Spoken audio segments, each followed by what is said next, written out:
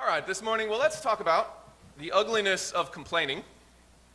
In Hebrews 2:8, which will be part of our lectionary reading today, the writer is giving a commentary on Psalm 8, where it says, "You have put all things in subjection under his feet." And he goes on to explain that all things have been put under Jesus' feet. That's the he, or the his, in the passage. Jesus says as much himself after the resurrection. Matthew 28:18, Jesus came and spoke, saying, "All authority has been given to me in heaven and on earth."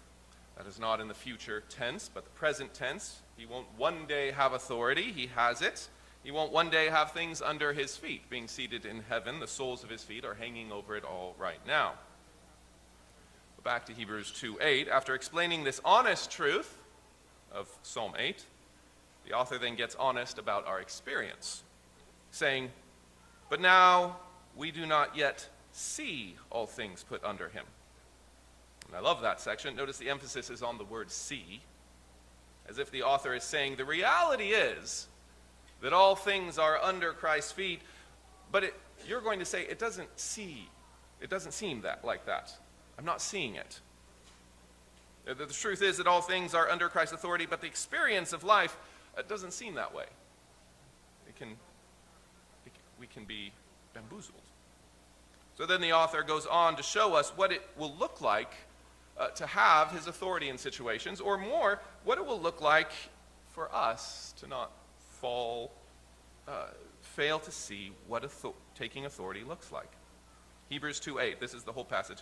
"God left nothing that is not put under him.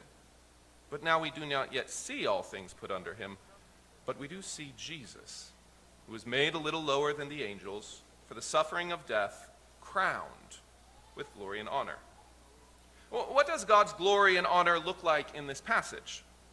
Or what is the path to putting something under your feet and having authority in a situation? Well, this author of Hebrews, who is the Holy Spirit, says the path is the cross. Authority looks like the cross. He says that Christ's suffering in that moment, that was the crowning. So what does that mean for us? Could it mean that many of the things we think are killing us are how God is making us to stand? Could it be that the things we think are pulling our work in this world apart is God putting us on top? Could it be, in fact, that you should consider it all joy when you fall into various trials? That to not do so is to mutiny against the captain of your ship sailing you to glory.